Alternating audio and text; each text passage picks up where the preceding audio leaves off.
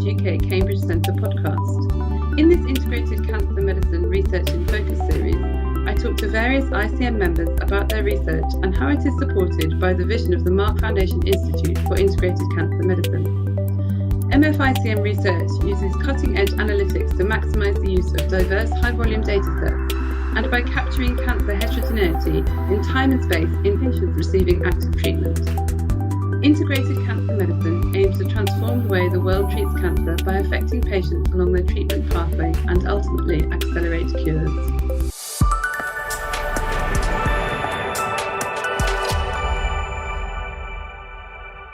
Today I have with me Grant Stewart and Stephen Price to talk about what it means to be a cancer surgeon as well as a clinical researcher. Grant Stewart is co-lead of the ICM Institute and the Urological Malignancies programme, as well as Professor of Surgical Oncology in the Department of Surgery at the University of Cambridge and Cambridge University Hospital's NHS Foundation Trust. Stephen Price is co-lead of the Brain Cancer Virtual Institute, as well as Professor of Neurosurgical Oncology and an Honorary Consultant Neurosurgeon at the University of Cambridge and Cambridge University Hospital's NHS Foundation Trust. So thank you both so much for joining me today. I think I'd like to start with, first, could you both outline your research areas, just so that we have a bit of context for this podcast? Stephen, would you like to go first? Sure. So my research interest really is trying to see how we can improve surgery for brain tumour patients. One of the things we're trying to work out is exactly what we should be removing from patients, what are the parts of the tumour and parts of the brain we should be taking out because they're involved with tumour, but what parts we can't remove, and looking at what effects surgery has on patients and trying to understand what structures, if you damage, impacts patients' quality of life, but also a session about how to understand individual patients and choosing which patients are the best ones to do various treatments for. Grant, do you want to briefly outline your research interests?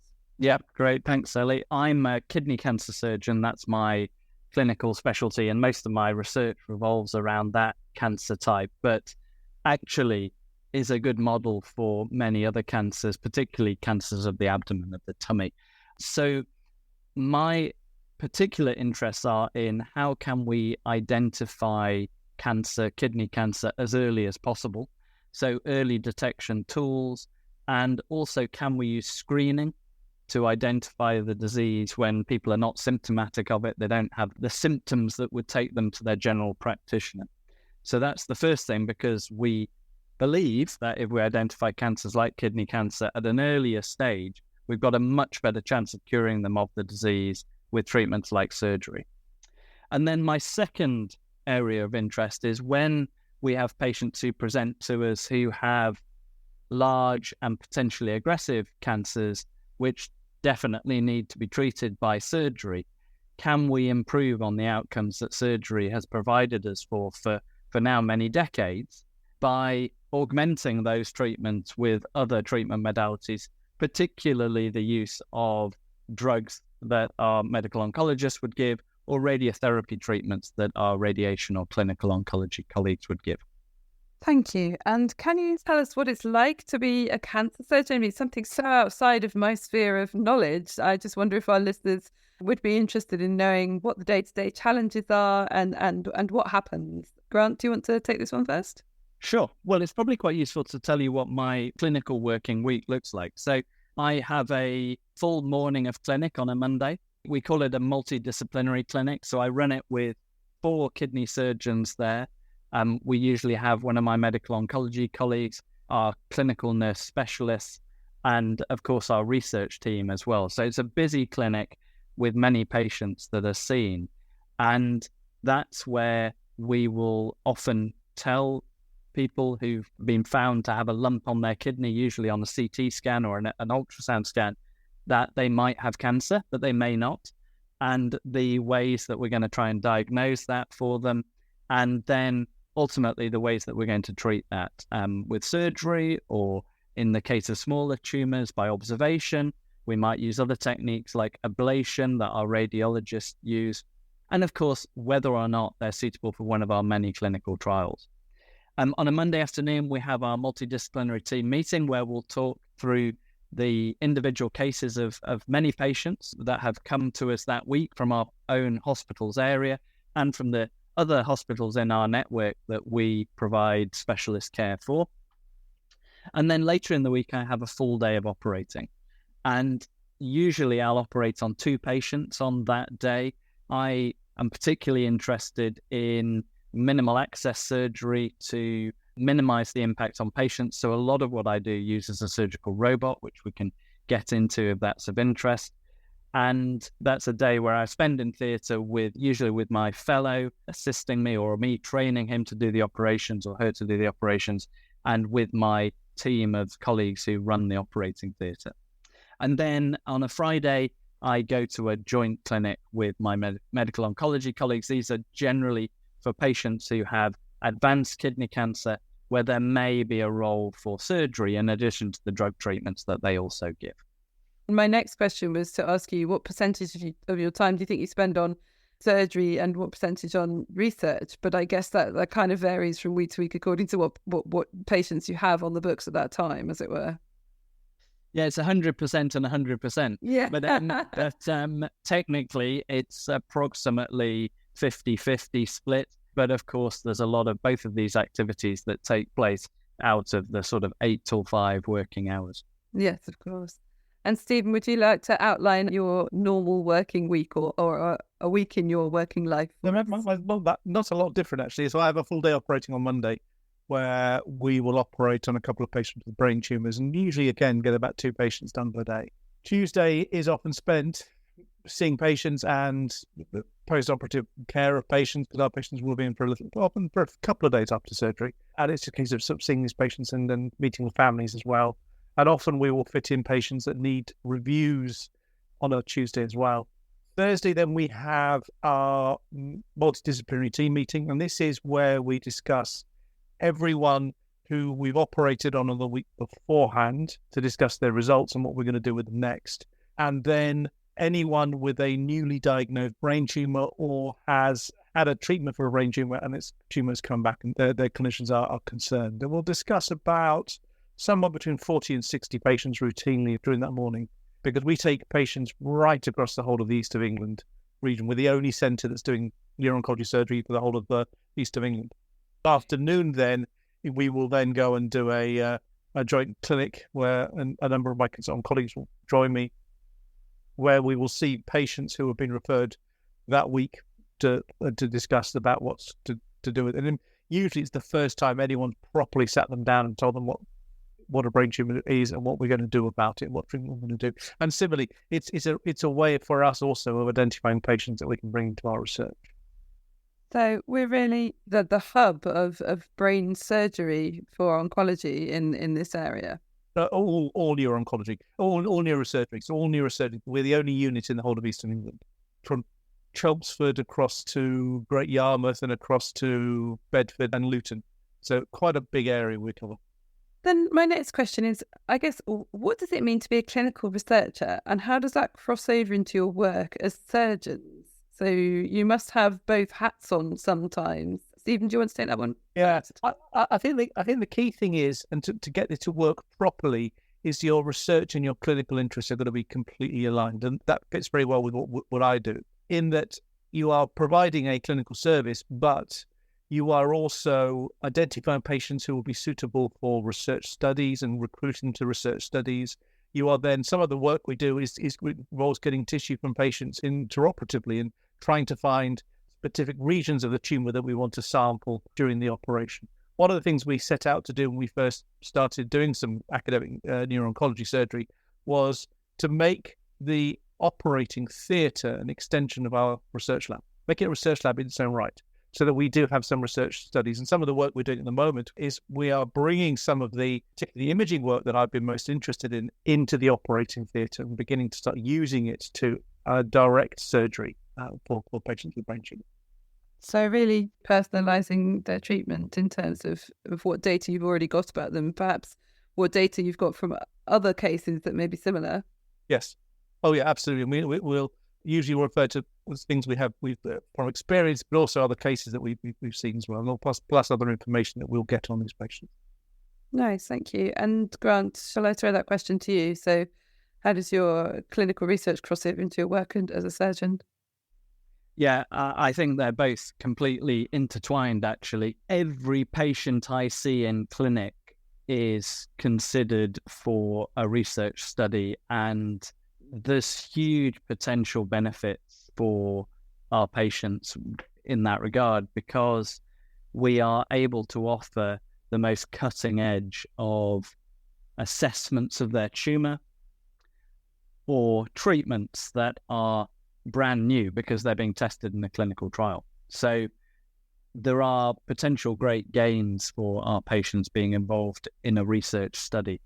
Of course, every new treatment that moves improvement in survival from cancer, which is what we're all striving for, has to start off as a potential exciting new development that is tested in the clinical trial.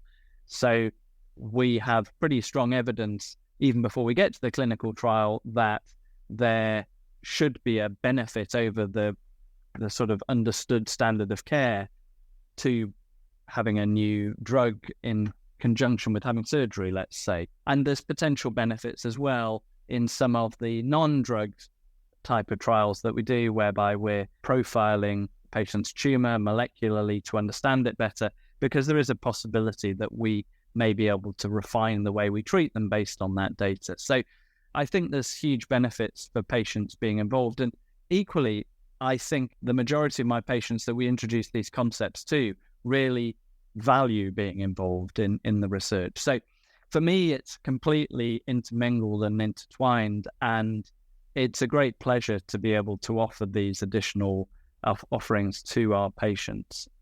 And in terms of treatment and or surgery, what challenges and opportunities do your specific areas present you with? Stephen, do you want to tell us about brain first? Yeah, so there's two real areas with brain that is the issue. The first one is, unlike many cancers, so for example, breast cancers, and probably Grant will say even renal cancers, if you have that, you will have a biopsy of it to find out the kind of tumour right at the beginning, before we think about any sort of surgical procedures. The problem with brain is that you've got your skull in the way. So whatever you do, even if you just do a diagnostic biopsy for them, you've got to do an operation to get to it. It's going to drill through a hole through the skull to get into it. So it is very difficult. So a lot of the work that we are looking at doing, and one of the great things about brain is that imaging the tumours is so advanced in brain compared to other cancer sites, because a lot of the techniques are developed first of all in the brain because it doesn't move and it's in a fixed box. And then you apply it to other moving organs and see how you get from there. So a lot of work's been done over the years on these imaging techniques. And what we're now trying to do is trying to use this opportunity to take the imaging techniques with artificial intelligence to see, can we predict what a tumour is going to be before we see the patient? It's trying to get this information about the tumour and how the tumour is going to behave before we ever operate on the patients. The other big area that's an issue is the fact that there is no redundancy in the brain.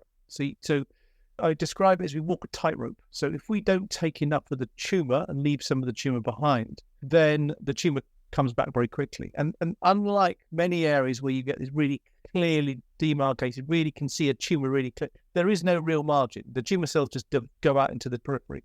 So it is very hard to say that you've got to the edge of the tumour.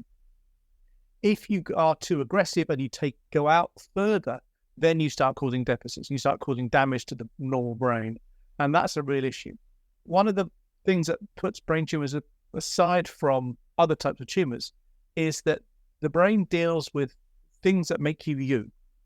The things that cognitive functions and the functions that we have that just make us as an individual. And they can very easily get affected by tumours. We know that most of our patients will have some degree of problems with their thinking or memory or how they plan actions. And in fact, these are usually the earliest signs that patients have. They're just not quite right. They're just not quite doing things as well as they could do before they ever get any other symptoms. So yeah, so that is a real problem. And what we don't want to do is make patients worse from the treatment we do. Of course, it's a real fine line to tread. I can see that. And Grant, do you want to tell us what the opportunities and challenges are in renal cancer? Yes, so some are similar to those that we've heard already, but the challenges are in kidney cancer treatment that it's been in surgery. It's been an area that hasn't been heavily researched probably over the last 30 years. And that provides an opportunity for us to make a difference, but also some challenge in that there is a traditional view that everybody should have surgery, and that surgery is a great treatment and you just get on with it, do it, and the majority of patients do very well. But that's actually, it's a lot more nuanced than that. And despite good surgery, sadly, many of our patients have a relapse and require further treatment, which is often not curative. So changing that mindset is a slow, steady process. And obviously that means that sometimes your concepts don't get adopted more widely for a while. So the idea of giving neoadjuvant systemic therapies is, in the context of a clinical trial, is sometimes met with resistance. And that's a challenge, but also an opportunity in that we have developed across the UK people who believe that we do need to improve outcomes from this cancer, which remains one of the most lethal cancers in terms of, it's the 7th commonest cancer, but other than lung cancer, which is more common than it, none of the other top 6, if you like, have a worse outcome. So changing the hearts and minds is important. And we've had some breakthroughs recently in that we finally had a nice guideline agreed for kidney cancer, which has been fantastic because kidney cancer has been one of the few cancer types that doesn't have a national guideline as to how it should be managed. And that's resulted in some outdated treatments in some places. So that infrastructure has been helpful in us changing the way that we're able to introduce new research studies. Another challenge, and I think opportunity, is that we currently treat most people based on the tumor rather than their individual competing health problems and their physiology. So we're not very well versed in understanding our patients' other comorbidities and whether indeed treatment of the lump is the right thing to do. And so we have a new strand of research where we're trying to take some big data from large data sources that are available in the UK to look at people with kidney cancer and also their competing health problems and whether the cancer ever bothered them in their life and in fact could have been observed. And so that we can ultimately develop a tool to guide patients that actually their other health problems are a greater risk than the lump in their kidney, which may or may not be a kidney cancer. So I'm very excited by the nuancing of the way that we communicate risks to patients and evaluate with them whether indeed they should have further treatments or not, because not everyone needs those. I was going to ask you, my next question is surgery still the main standard of care for treatment for these cancers? And what other treatments have you developed? So obviously you've already touched on that a little bit. And Grant, I know we've already discussed the WIRE clinical trial in a previous podcast, but do you want to say a little bit about that and perhaps about the other clinical trials that you're involved in as well? Sure. So first of all, surgery is still the treatment that is most likely to cure people of cancer, and that goes across all solid cancer types. So surgery is extremely important, and yet, as I've indicated, relatively under-researched compared to the use of drugs or even radiation in the treatment of cancer. So I'm a strong believer in the fact that surgery is great, but we've got to a certain point and we need to, as surgical oncologists, be responsible for pushing that benefit further. And the WIRE trial that you alluded to is one such way that we've been striving to do that. So as you mentioned, I'm heavily involved in the Integrated Cancer Medicine Institute at the CRUK Cambridge Centre. And one of the trials that we set up very early on in the ICM evolution was WIRE. So WIRE means Window of Opportunity, WI, in renal cancer, RE, WIRE. And the idea is that when I see a patient with a kidney cancer and we decide that surgery is the best way to treat them, which it usually is in people with a sizable tumour, we put them on the waiting list for surgery. And that waiting time traditionally was about a month. And our staffing levels were balanced in such a way that we almost exactly hit that month time scale of waiting from listing to having your operation. But actually, with all of the pressures over the last 4 years on the National Health Service, that waiting time has waxed and waned a bit, and sometimes it's got up to 6 weeks, sometimes it's come back down to 4 weeks. So we have this window of time where people are anxiously waiting for their surgery, knowing that what they believe to be a potentially lethal condition is in their body untreated. So we were very keen to allow our patients to have some anti-cancer drug treatment during that period of time, and that's what we do in Wire.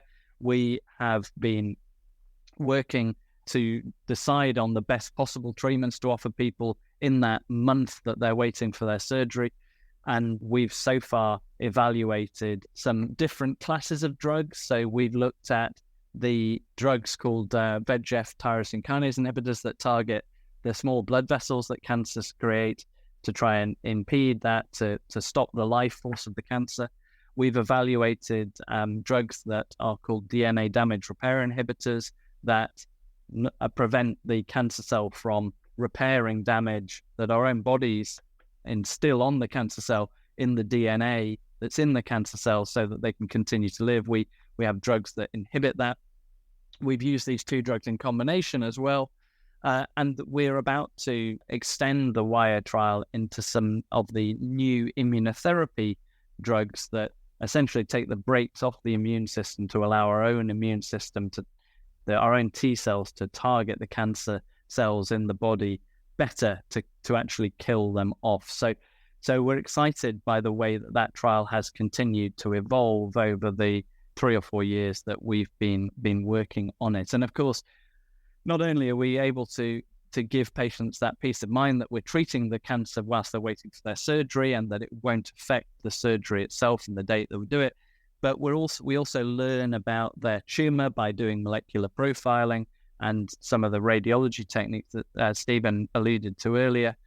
And that's potentially useful in the future. If they ever have a recurrence of their cancer, we understand what their cancer has been behaving like in the past when they were involved in our trial. It's really exciting. And Stephen, if I can throw that question to you as well. So is surgery still the main standard of care for brain cancer? And then if you can tell us a bit more about the other treatments and also any clinical trials that you're involved with. Yeah, sure. So surgery is still very important for a number of reasons.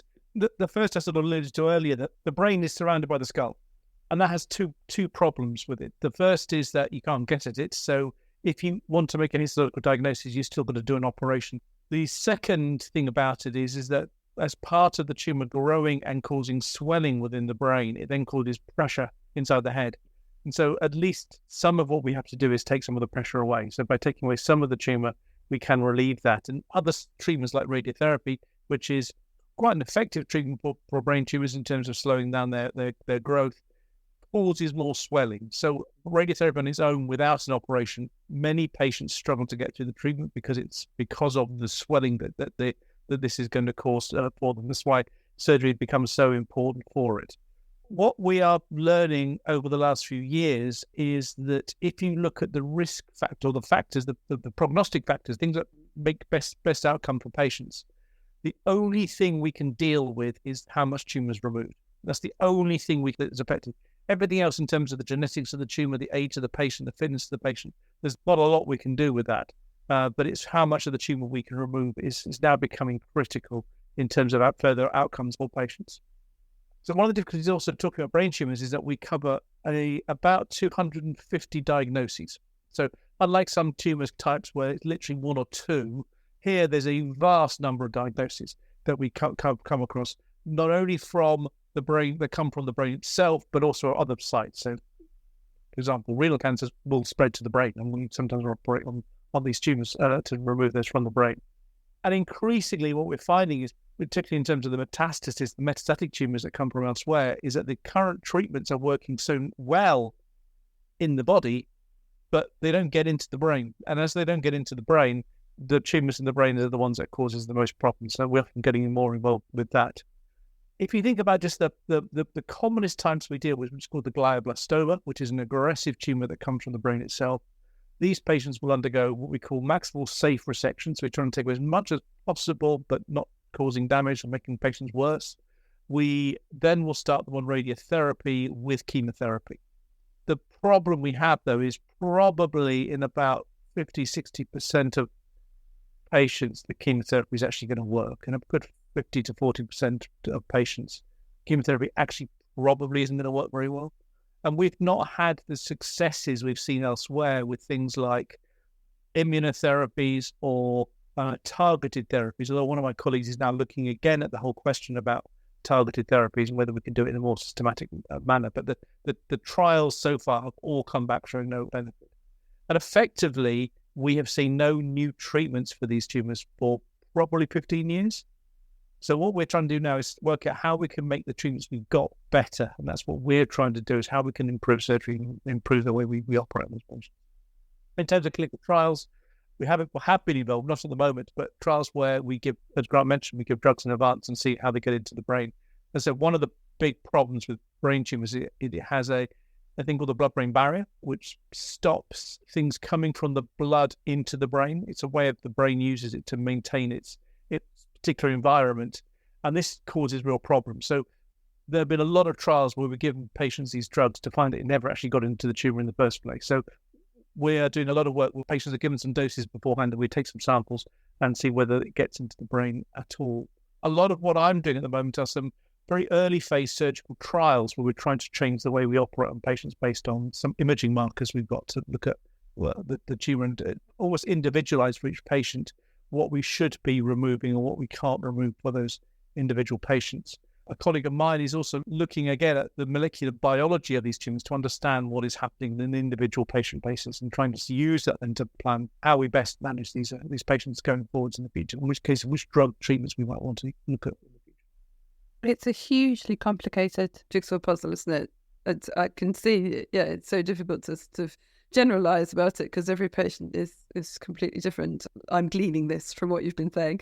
But in the Integrated Cancer Medicine Institute, we work a lot about integrating patient data so that you have a full picture of a person's treatment and also their clinical informatics and all of their imaging and their histopathology. We're looking at digitizing that at the moment as well. Is it useful to use that in a brain context, or are certain bits of the research data pipelines useful and some not?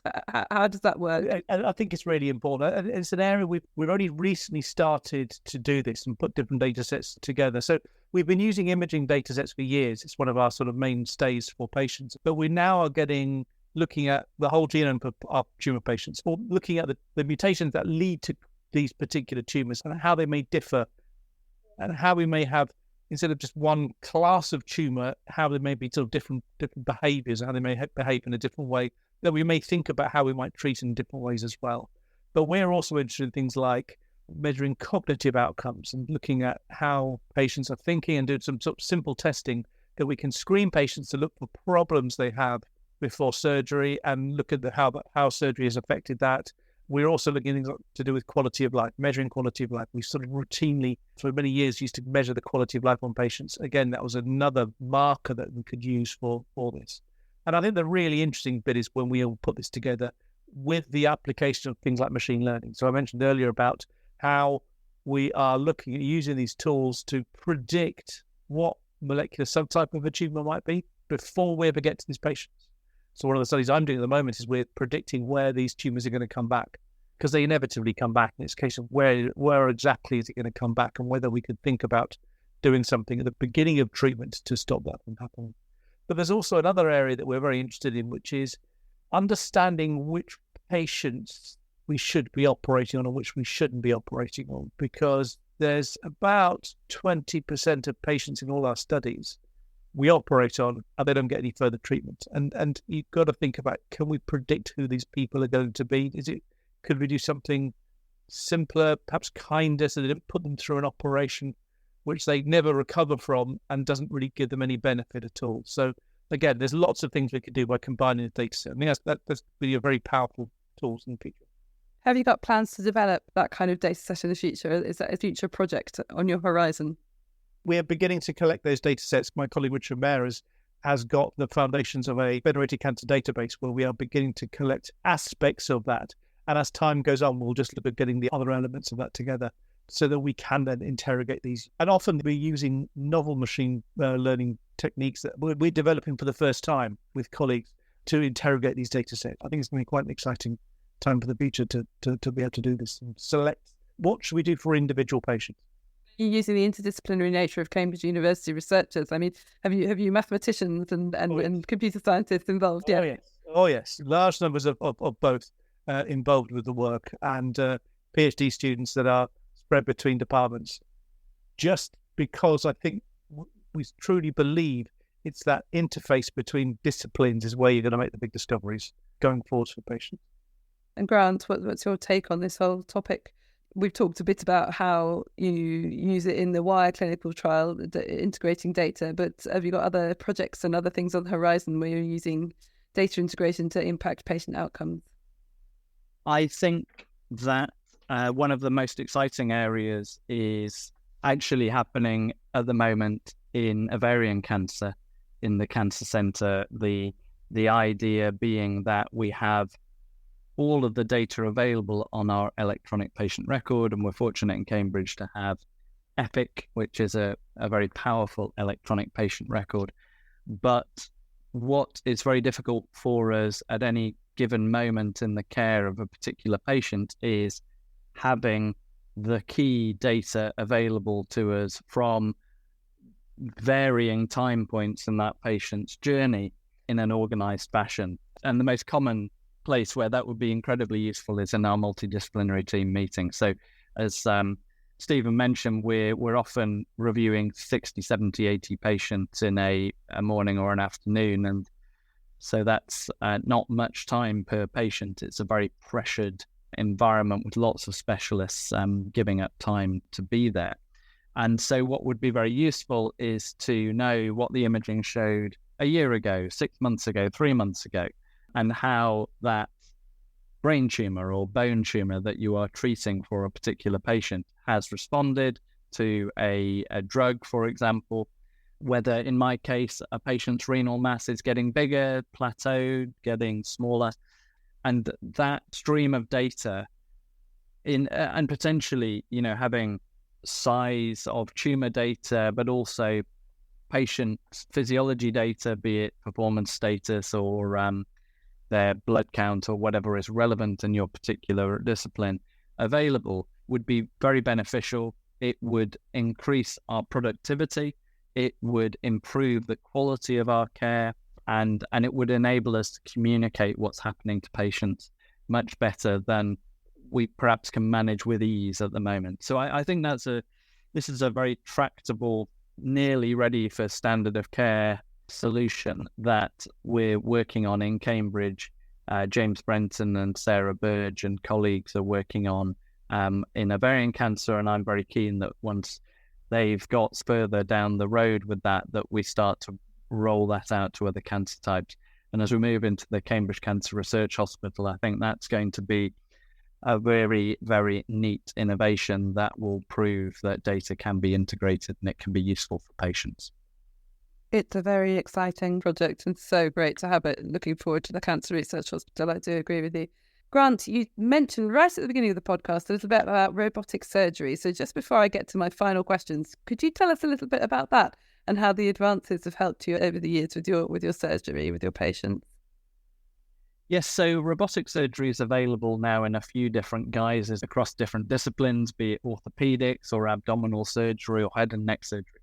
And in the field of kidney cancer treatments, we primarily use it to allow us to do what's called a partial nephrectomy, which is where for people with tumours on the smaller end of the spectrum, we're able to remove the tumour and leave the rest of the kidney in place because we can very intricately reconstruct the kidney after we've chopped the tumour out, essentially. And, it can be applied to a raft of other operations that traditionally were done by a big open cut in the tummy and now can be done by keyhole surgery. The benefit there is that you reduce a stay in hospital from what might be 5 days down to an overnight stay. And critically, the bit we never talk about, we get a lot of our working members of society back to work and their normal activities of daily living much, much quicker. So the way that in my field robotics work is it's a master-slave type of device. So the robot can't do anything by itself. It's controlled by the surgeon. And we have a surgeon console that sits in one corner of the operating room that I sit at and look down a 3D viewer and use little finger toggles you pin your fingers to control instruments that are attached to what looks a little bit like one of those old car painting robots that you saw on the TV ads. So it hangs over the patient, attaches to the little ports that we put through small incisions into the patient's tummy, and we insert instruments through. And I can control the tip of the scissors or the grasper or whatever I'm wanting to use with those finger toggles. You have a couple of unique advantages. One is that you're doing keyhole surgery with a 3D view.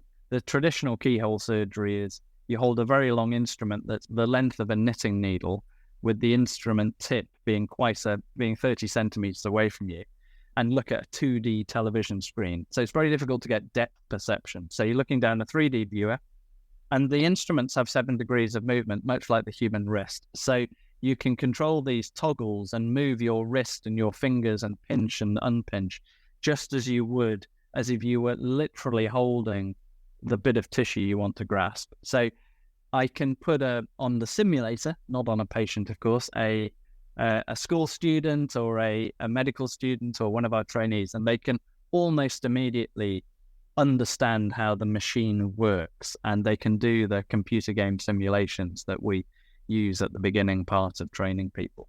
So, you can do very complex movements that your wrist would normally do in an open operation with keyhole surgery, and you have excellent vision.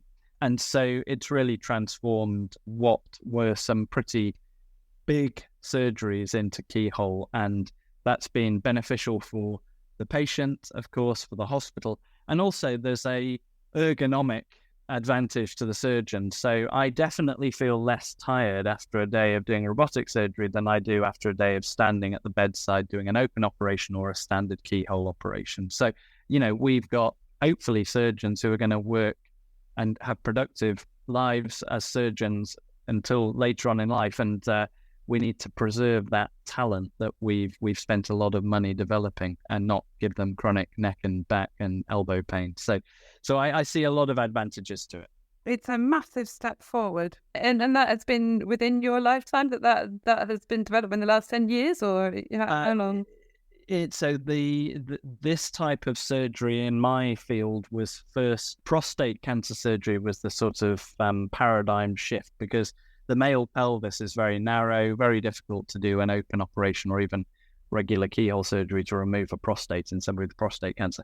So robotics was ideal for that as a sort of the beginning of that journey. But we were quite early adopters in Cambridge, and we got our first robot in 2004.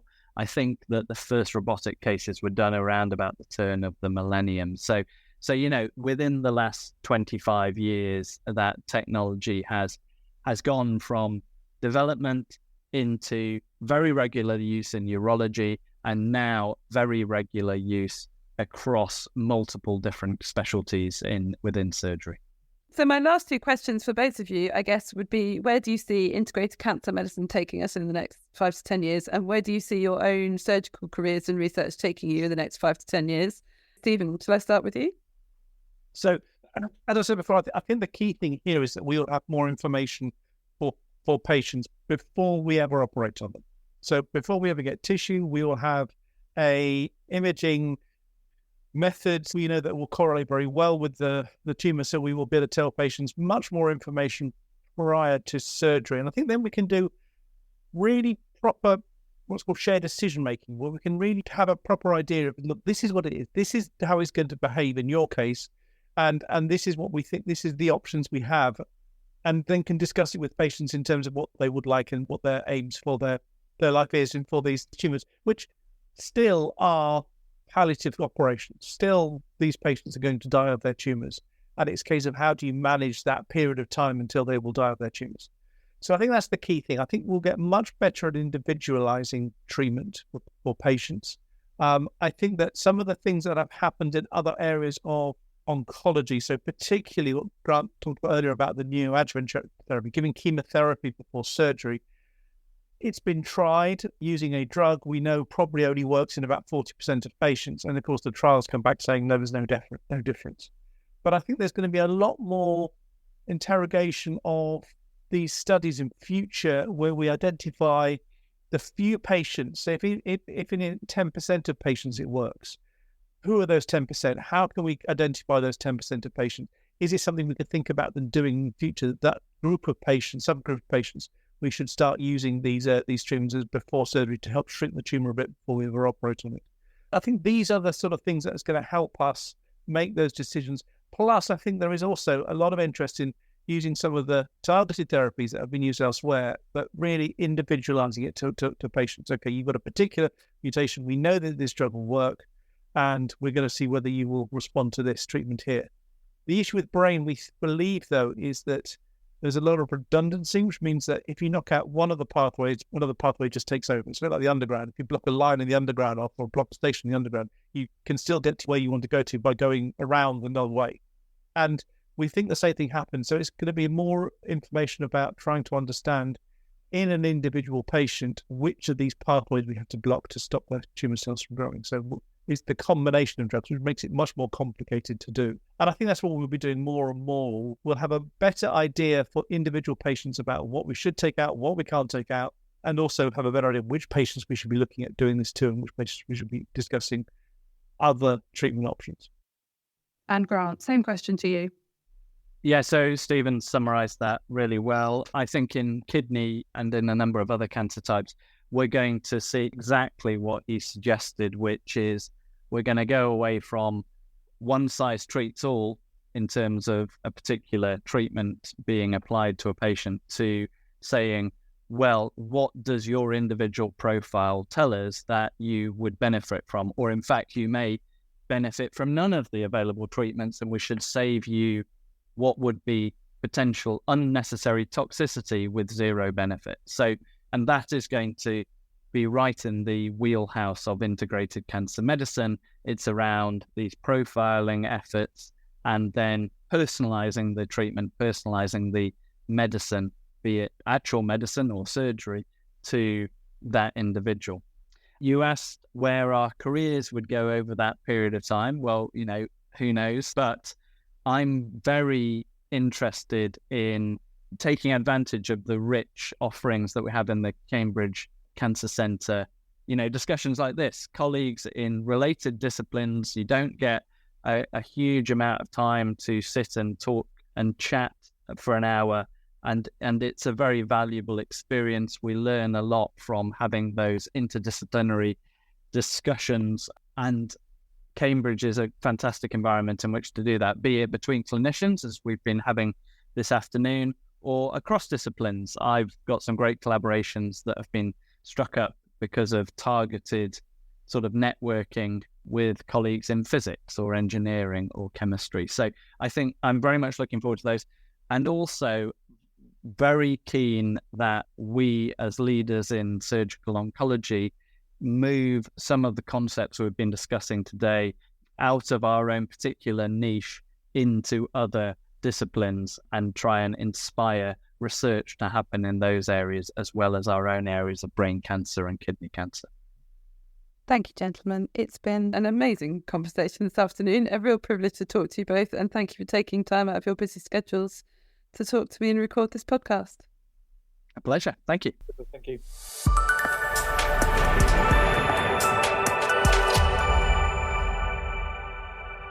If you want to find out more about the work of the Mark Foundation Institute for Integrated Cancer Medicine, please visit our website at www.integratedcancermedicine.org, where you can find details of the ICM vision, all the current research, clinical trials, resources, publications, and team information.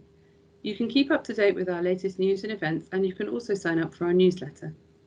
If you would like more information about the work of the CRUK Cambridge Centre, please go to www.crukcambridgecentre.org.uk, or you can connect with us on Twitter using our handle @CRUKCamCentre. Thanks for listening, and do join us again soon.